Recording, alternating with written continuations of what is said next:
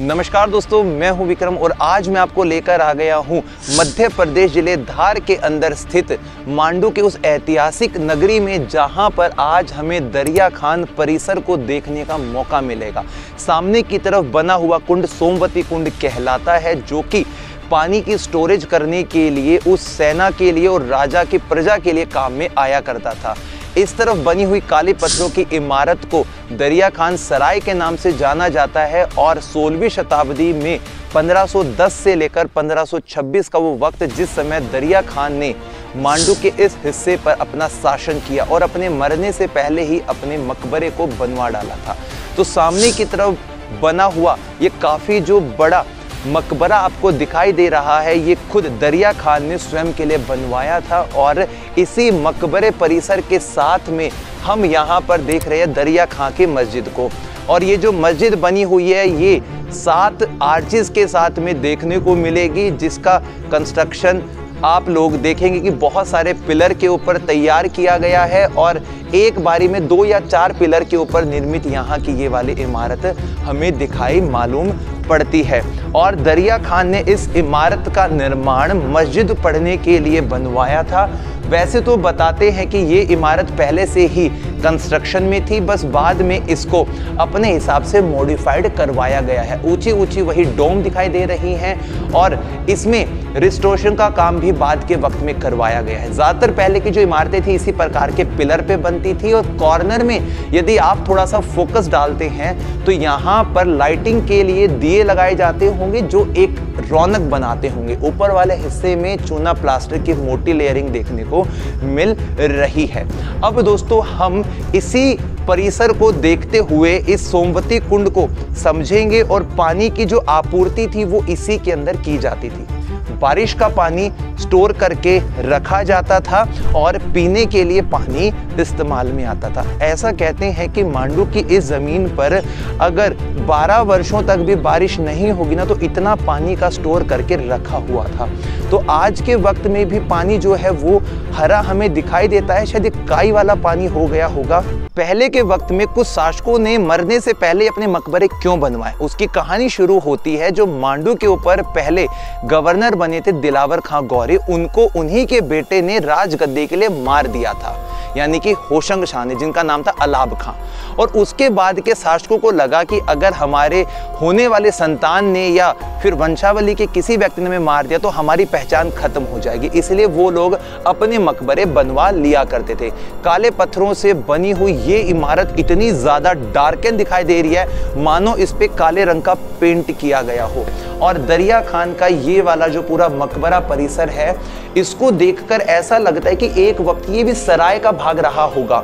देखेंगे लंबी सी गैलरी बनी हुई है, वही डायमंड कट शेप इसके ऊपरी भाग में हमें देखने को मिलते हैं। और इसी परिसर के अंदर वाले हिस्से में जब हम घूमते हैं दोस्तों, तो उस वक्त की वास्तुकला को कितनी बखूबी तौर पर हम देखेंगे। और दरिया खान के मकबरे के बैक साइड वाले पोर्शन को देखिए आप, क्या उम्दा कारीगरी है। वही स्क्वायर फॉर्म में बनी हुई बड़े बड़े पत्थरों का इस्तेमाल, ऊपर से पेस्ट किए गए जालीदार काम किया गया है। और इस तरफ भी सराय हमें दिखाई देती है। कुछ लोग यहाँ पर आते हैं आज के वक्त में घूमने के लिए। अभी दरिया खान के मकबरे के फ्रंट वाले हिस्से को देखेंगे। मांडू के इस स्थान पर बताते हैं परमार राजाओं का शासन हुआ करता था। उनके वक्त की जो इमारतें हैं वो देख सकते हैं नीचे की तरफ दब चुकी हैं और ऊपर के जो पिलर आपको दिखाई दे रहे हैं उनमें साफ तौर पर पुरानी बनावट को हम देख सकते हैं। और ये इमारत साफ तौर पर देखने को लगती है कि बाद के समय में क्रिएट की गई होगी। नीले रंग की टाइलिंग का वर्क किया गया है और इस इमारत में अंदर जाने का ये वाला रास्ता में दिखाई देता है। बेहद ही खूबसूरत बनाया गया इसका बाहरी परिसर आपको अपनी ओर आकर्षित करेगा। और आज के समय में अंदर की तरफ हमें एक कब्र भी दिखाई दे रही है, जिसे हम दरिया खान की कब्र बताते हैं। और यहीं पर उनके बीवी की कब्र होगी या उनके खास जो बच्चे होंगे, उनके मुख्य लोग होंगे, उनकी कब्र देखने को मिलती है। तो 3 कब्र दिख रही हैं दोस्तों। रोशनी के लिए आले दिखाई दे रहे हैं, आवाज़ गूंज रही है। ये जो एक्रोस्टिक सिस्टम था दोस्तों पहले के वक्त में हुआ करता था इन इमारतों में, और ये उस समय की इंजीनियरिंग को दिखाता है।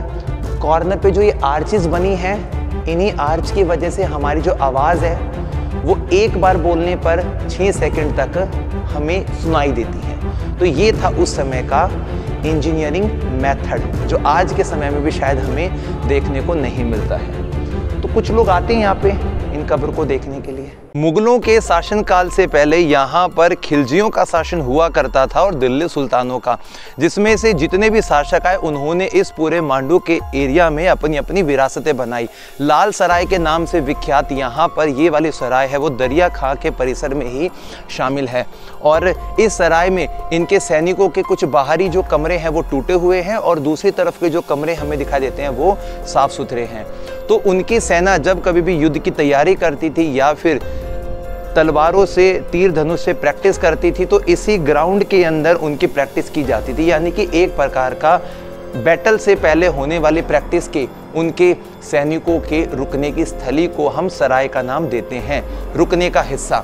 यानी कि किला बड़ा होता है, सराय छोटा हिस्सा होता है, गढ़ी का भाग होता है, जहां पर उनके मंत्री विशेष लोग या फिर सैनिक अधिकारी जो थे वो सब यहाँ पर बैठकर रणनीति तैयार करते होंगे। और इस हिस्से में एक वक्त पहले तलवारों की गूंज उठती होगी और पूरा जो परिसर है वो सैनिकों की चहल पहल से भरा रहता था। लेकिन आज के वक्त में ज़्यादातर जो इमारतें हैं वो खंडर में तब्दील होती जा रही हैं। इसे कहते हैं दोस्तों लाल सराय, दरिया खां मकबरे परिसर के अंदर ये स्थित है। हम पहुंच चुके हैं इको पॉइंट पे, यानी कि वो स्थान जहां पर एक आवाज देने से इस वादी के चारों तरफ आवाज कई बार गूंजती है। और बताते हैं दोस्तों यहाँ पर हुआ करता था दाई का महल, जिस हिस्से में आदमियों का आना एक वक्त पहले मना हुआ करता था और जो भी यहाँ का चौकीदार हुआ करता था वो इस पॉइंट से बाहर की तरफ एक रास्ता बना हुआ है जहाँ से चिल्लाया करता था या आवाज देता था दाई को। तो दाई की और उनकी बहनों की यहाँ पर आज के समय में बड़े बड़े मकबरे बने हुए हैं और उन्हीं मकबरों में शामिल है यहाँ का एक काले पत्थर का बना हुआ ये वाला मकबरा। तो दोस्तों इस स्थान को इको पॉइंट इसलिए भी कहा जाता है कि जब मांडू के सैनिक आसपास के पहाड़ियों वाले हिस्सों पे बसे होते थे और यहाँ पर युद्ध का समा बनता था या कोई आदेश पहुँचाना होता था तो एक व्यक्ति एक ही आवाज़ देता था जिससे कि आवाज़ गूंजती थी।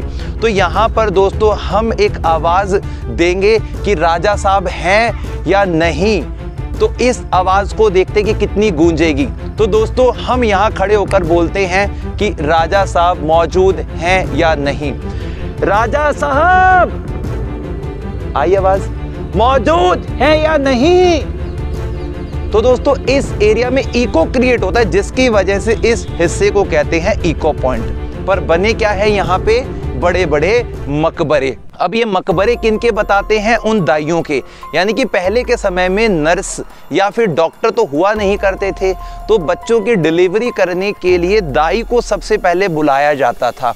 तो उन्हीं दाइयों में से बताते हैं कि कुल मिलाकर 3 बहनें हुआ करती थी, जिन बहनों के यहाँ पर मकबरे आपको देखने को मिलेंगे। तो वो मकबरे कहाँ कहाँ फैले हैं दोस्तों, एक मकबरा आपको सामने की तरफ दिखाई दे रहा है जो कि लाइट येलो स्टोन का बना हुआ है, तो एक मकबरा आपको इस दिशा में दिखाई दे रहा है। सो इस पूरे हिस्से के अंदर 3-4 मकबरे बने हैं और लाल सागर भी बना हुआ है यहाँ पर सामने वाले हिस्से में, जिनका इतिहास सिर्फ और सिर्फ राजाओं के समय में उन बच्चों की डिलीवरी करने वाले दाई से जुड़ा रहता था।